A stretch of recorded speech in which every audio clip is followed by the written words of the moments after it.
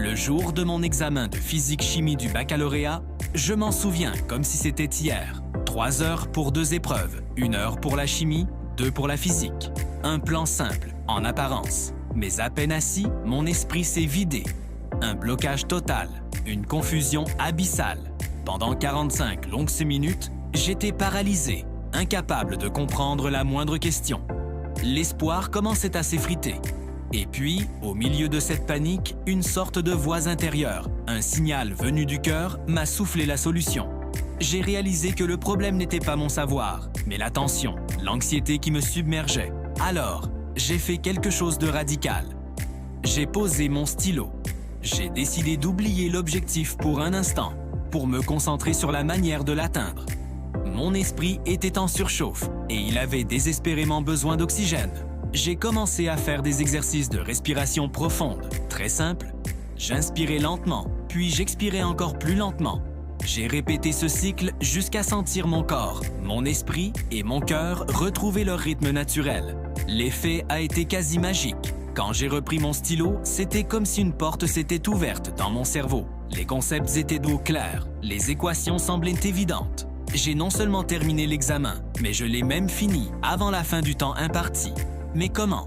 Quel était le secret de cette simple respiration? J'ai compris que c'était mon cœur qui avait sonné l'alarme. L'agitation n'était pas un signe d'incompétence, mais un message urgent. Le problème était psychologique, pas cognitif. Et le meilleur remède contre l'anxiété, c'est la tranquillité qu'apporte la respiration.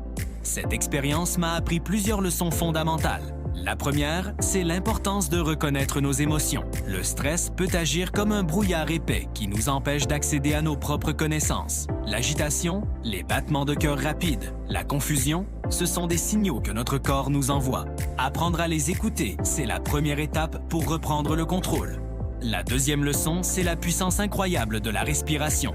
C'est un outil que nous avons tous, disponible à tout moment. Physiologiquement, la respiration profonde active notre système nerveux parasympathique, celui qui nous calme.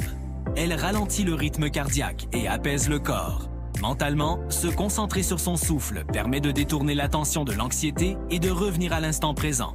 Une technique simple comme celle du 4-7-8. Inspirer 4 secondes, retenir 7 secondes, expirer 8 secondes peut avoir un effet apaisant immédiat. La troisième leçon est celle de la sagesse du corps. J'ai senti que mon cœur était mon guide. Il a détecté le déséquilibre avant même que mon esprit conscient ne le comprenne. Notre cœur n'est pas qu'une simple pompe. Il est interconnecté à notre état mental et émotionnel. Apprendre à écouter son cœur, ce n'est pas qu'une expression poétique. C'est prêter attention